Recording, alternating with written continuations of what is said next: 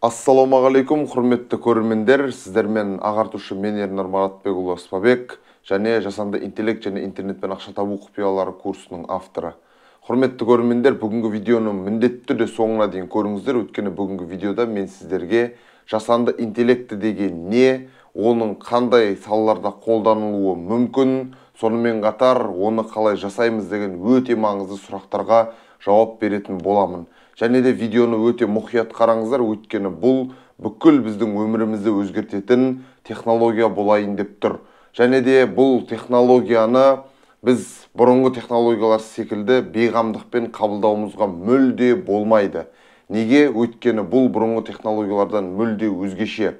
Жалпы жасанды интеллектіні мен осы соңғы кездерде өте көп зерттедім, қарадым және төбемнен жай түскендей болды деп айтсам болады. Неге десеңіздер, жасанды интеллекті бұл біздің өмірімізді 180 емес 360 градусқа түбегейлі өзгертеді. Енді ең әуелі жасанды интеллект деген не деген сұраққа жауап беріп бастайық. Жасанды интеллект дегеніміз бұл нақты бір оның анықтамасы жоқ, бірақ қарапайым тілмен айтқанда компьютер ғылымдарының бір саласы деп алсақ болады. Өйткені бұл жасанды интеллект жаңадан пайда бола салған нәрсе емес, бұл интернетпен байланысты технология. Сол себепті компьютер ғылымдарының бір саласы немесе бағдарламалық қамтамасыз ету деп айтсақ жақсы орынды болады. Енді жасанды интеллектіні бұл қай салаларда қолданылады деген сұраққа келетін болсақ, жасанды интеллекті бұл барлық салада толықтай қолданылады. Мен жалпы осы сұрақтарға жауап беріп жатқаныммен ең маңызды нәрсені сіздерге айта кеткім келеді. Бұл технологияға өте қатты мұқият мән беру керек, құрметті достар, құрметті менің көрермендерім. Неге десеңіздер, бұл технологияға бейғамдықпен қарауға мүлде болмайды. Себебі бейғамдықпен қарайтын болсақ, кезінде біз орысқа қалай құл болдық, 18 ғасырда қалай бодан болдық, бір Аллаға емес адамдарға құл болып қалдық, орыстарға. Сол 300 жылдық отарлықтан кейін 91 жылы тәуелсіздігімізді алдық.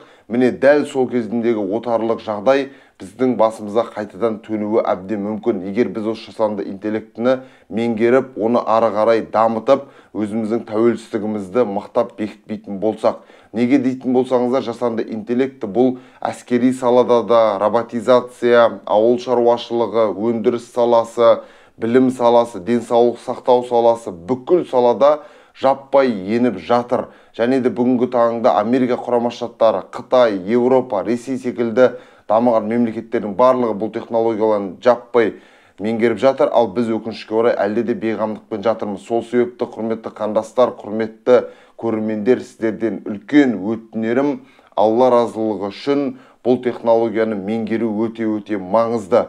Енді жасанды интеллектіні жалпы қалай жасауға болады дейтінге келетін болсақ, оны жасау үшін негізінен Python деген бағдарламалау тілі бар. Ол IT саласында көбірек қолданылады. Соны қолдану керек. Сонымен қатар C++ және де JavaScript, Java секілді бағдарламалау тілдерін қолдануға болады.